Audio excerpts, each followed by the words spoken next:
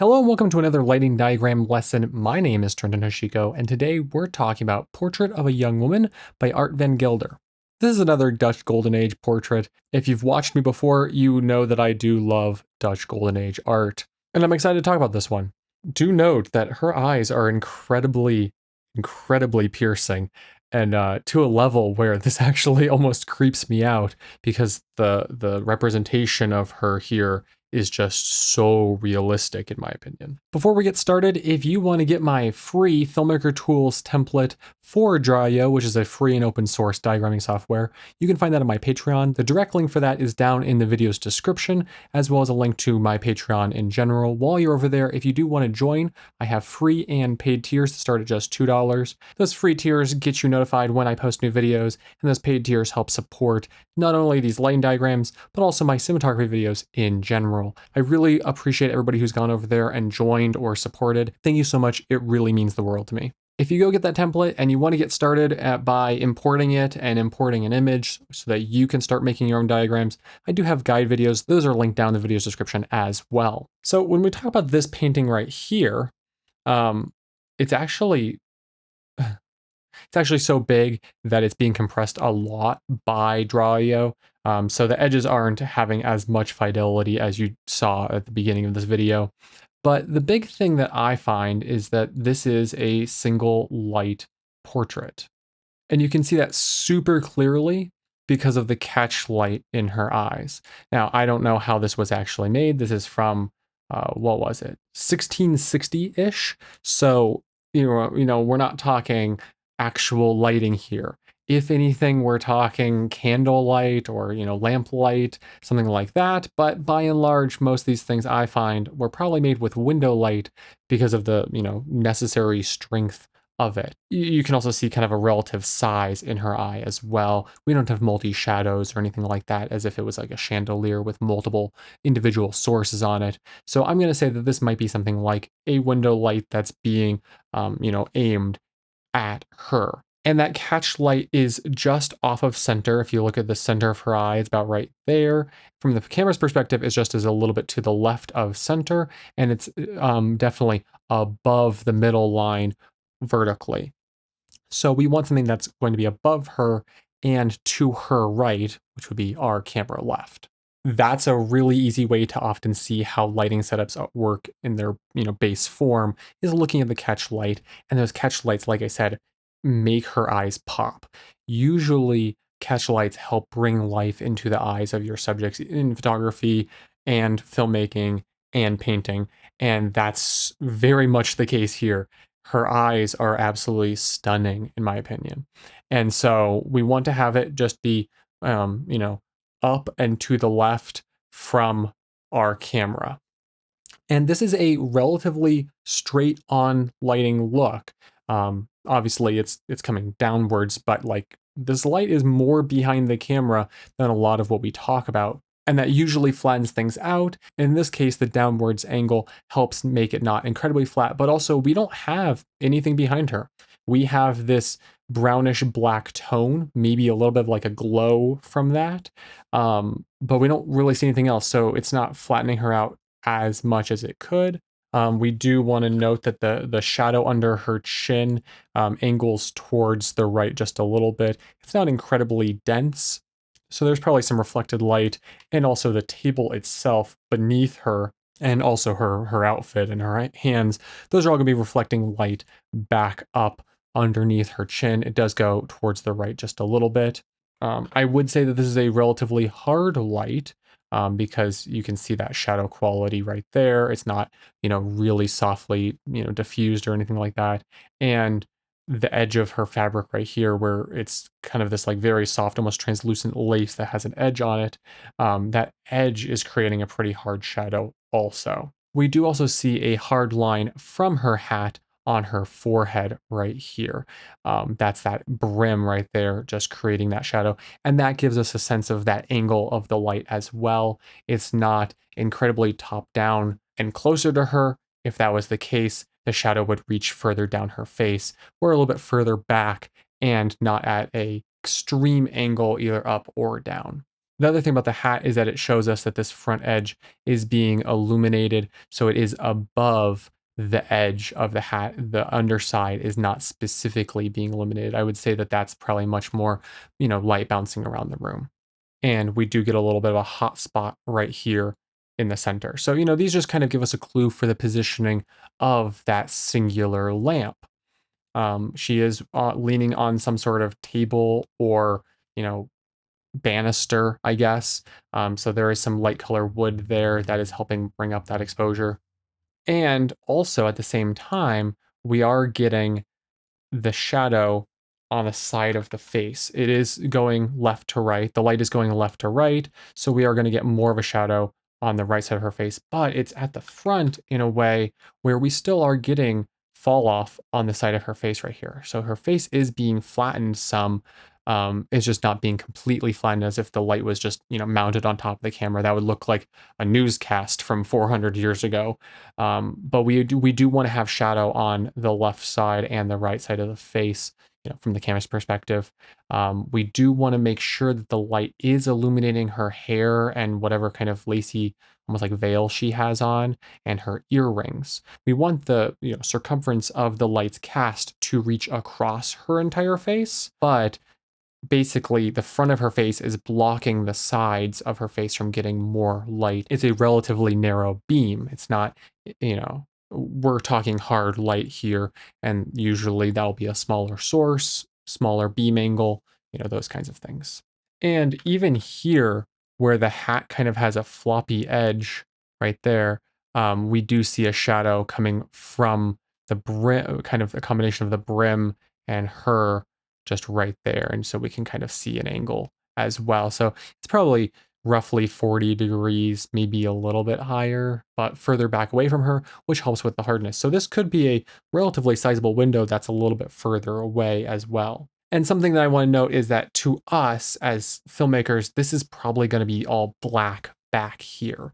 It does have a slightly brown tone to it, which makes it a little, you can kind of feel like you see into it. This whole painting is shades of tan and brown, varying, significantly from this like whitish tan all the way to this almost black brown. I think that works better in painting than it does in, filmmaking or photographic mediums, because in painting you can shift the tone of those colors. That black is more of a brown, but we perceive it as darkness still in a different way than if it was a photographic medium, and that might just be all blacked out. So I'm just going to build a quick little set here using the floor plan tools that are already built into Draw.io. Makes it super easy. A table. And let's change that to purple. That's usually what I use. And I'm not going to put her super close to the wall. I want to have that light almost completely fall off before we get to the wall. If there's a little bit of a glow behind her, I don't really mind that.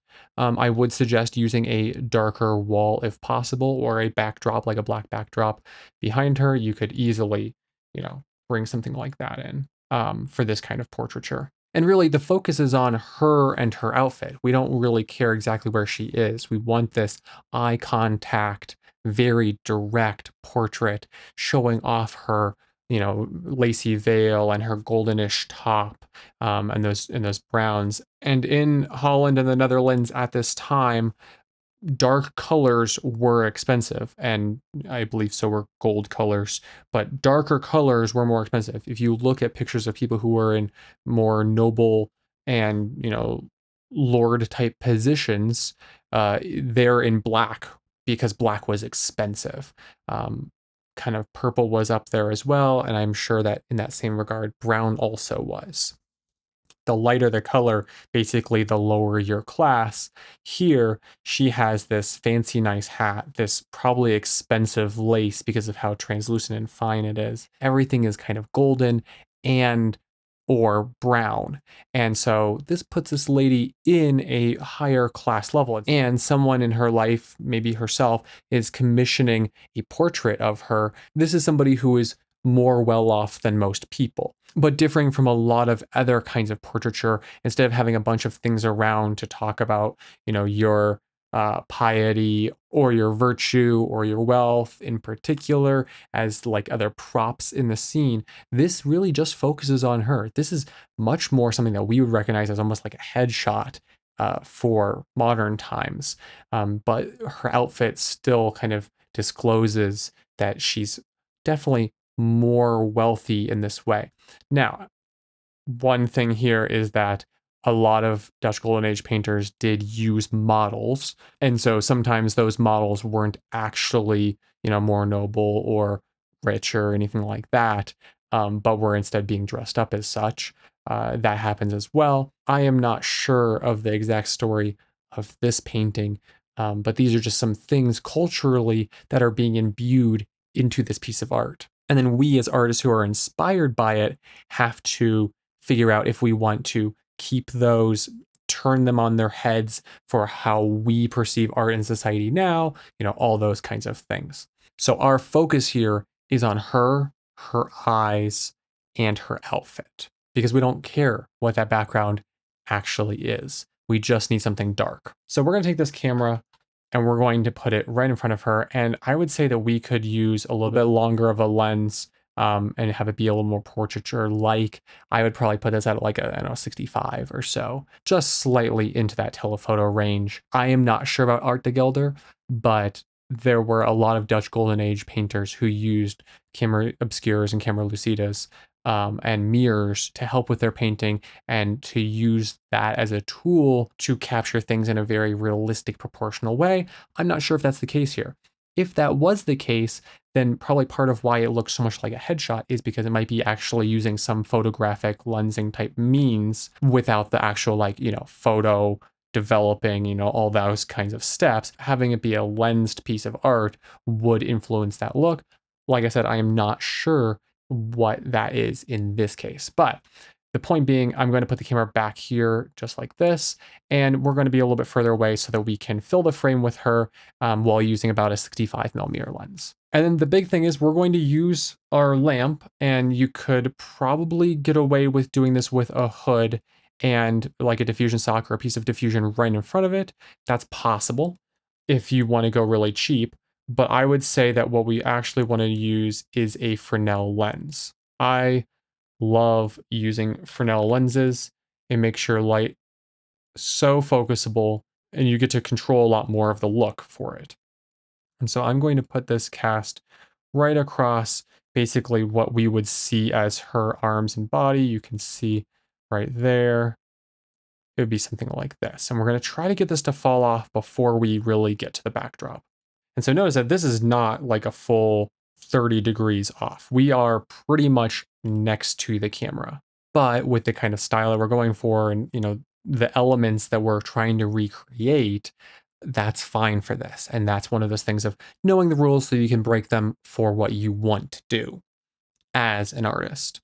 And so then we have our understanding that this is going to be up probably about a 40-degree angle and making sure that we try to replicate the shadow on her forehead from the brim of the hat or the shadow from the lace right here. Do note that like the shadows on her fingers and, where it's a little bit darker as it gets a bit further down, we're not seeing any like actual shadows from her hands. We're just kind of seeing almost like outlines. Even here, it's just not really much underneath it. So all these shadows and how the shadows are shaped are clues about where we need to position the light height-wise. And we can, use our reference image to then try to replicate that. If you position your lamp and Fresnel similar to this, you should get that catch light to be up and to the left from the camera's perspective, just right where it should be.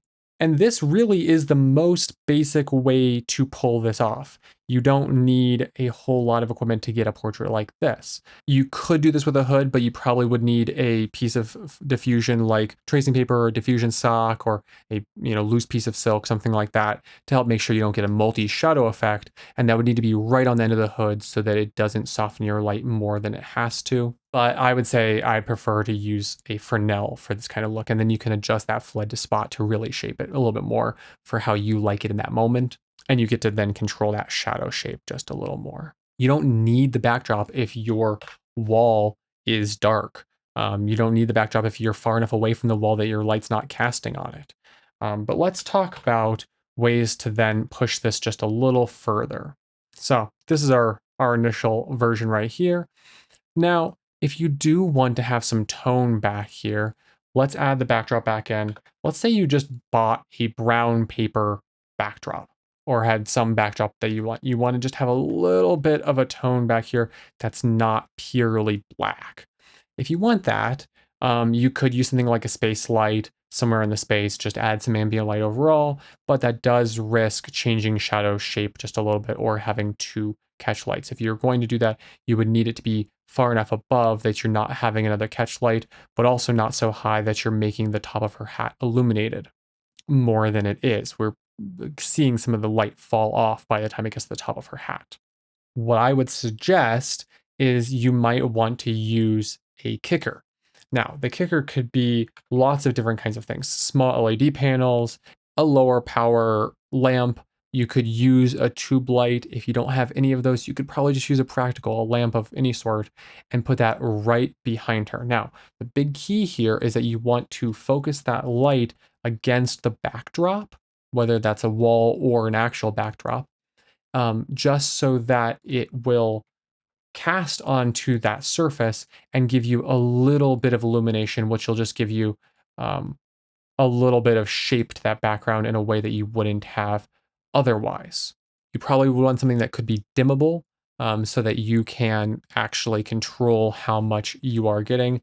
This is not required for this look, but that would be something that you might want to do if you do want some tone here. I would say that that's less important because you do want this background to be dark no matter what. This is just if you want to peek into it just a little bit. The thing that'd be more important is making sure you have your shadows be shaped. And yes, I did do these ideas out of order. I meant to talk about the wag flags before, before the backdrop, but you could easily put wag flags on both sides of her face. Talk about it over here. And if you don't have wag flags, you could use a 4x4 flag. You could use a floppy. You could use loose duvetine if you have that. Just something to help block out the light bouncing from the walls potentially around the room. And that would help make this shadow line on the side of her camera left and the shadow that's more distinct on her camera right just a little bit darker. That would just help pull those down and shape the face a little bit more so that we are getting the nicely more glowy front of the face and darker as we move to the back of the painting. Are the wag flags or the kicker required? No. This is kind of the option here that has the most to do. This is still not an incredibly large setup. We have one LED panel, we have a Fresnel with the lamp, and we have two wag flags or other, light blocking materials right here just to try to bring her down a little bit. This is not an incredibly large setup, but it definitely will cost more than something like this because you have the additional wag flag stands, LED panel. The big difference between our first option and our middle option here is that the background will be able to be controlled with this LED panel, even just a little bit. And that those wag flags are helping you control the shadows on the side of the face. Maybe make them a little bit more, maybe make them a little bit less. If you are having this shadow be too dark, you could even actually replace these wag flags with some light bounce and then bring it a little bit further out. That would look something like this and help raise those shadows up if you wanted that to be, if your Fresnel and lamp here was making that too dark, you could bring some light back in with some white bounce into the sides of the face. Now, you'd have to make sure those are far enough back to not cause any catch lights, but you could do something like this if you wanted there to be more light in this portrait, but I don't think it's required. I think that if you just had, a Fresnel and a lamp, or even just the lamp and the hood, you could get away with making something that looks like this as long as you're working with intention and knowing what you're doing and how you're going to accomplish it. You can make it with something as simple as this setup here on the right. If you want to have more light on the side of the face, if that setup is too dim for making sure the light reaches all the way around, you could add some bounces. If you want to have more control overall and retain those dark shadows, you could do something like this, where you have the wag flags on the left and the right to just suck some of that light out of the scene, and then the LED panel behind to affect the backdrop. In this one, because you are darkening the sides, if you wanted to, you could do something as simple as put a bounce, which could be something like a pizza box, right in front of her to just kick some of that light back up underneath the chin. I would say that that's so easy that you could even do that over here too. And so in some ways, this setup and this setup are like the antitheses of each other because you're trying to bring the shadows down with this one and trying to bring them up with this one. But these are different ways you can make small adjustments, especially based on a reference image. You make these small adjustments that really change and bring it into your own for how you're trying to capture a subject. This one is definitely going to be much more moody. This one might be a little bit brighter depending on the kind of subject you're working with, depending on the kinds of scene or, obviously subject matter, you're going to have a whole spectrum of availability for what you can do within your budget and within your access to equipment. If I didn't have a lot of time, if I didn't have a lot of crew, if I didn't have a lot of equipment or budget, I would do something like this. And I have definitely shot people's portraits with a setup basically just as simple as this before. And that's always the push-pull in terms of budget. How much time, money, and labor do you have to make something have more control versus less control versus be good enough for what you're trying to do, even if you have a little bit less control or a little bit less fine-tuning that you can do with it. And that's half the fun, is figuring it out. So these are 3 different ways to light a portrait that is like this one right here. Shout out to Dutch Golden Age artists who always catch my eye.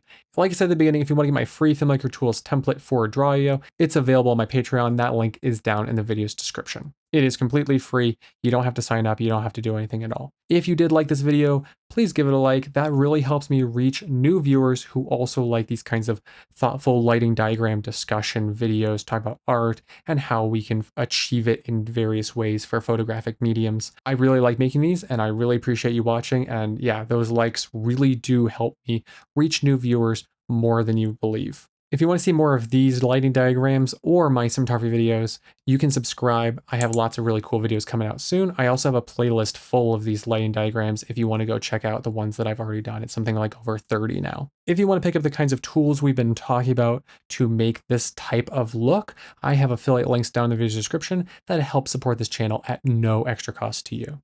This week, take care of yourselves, take care of others, wear a mask in public to help reduce illness transmission that quite literally can save people's lives, including your own, and makes our world a lot more of an accessible place. I hope you have a wonderful week ahead of you. Peace.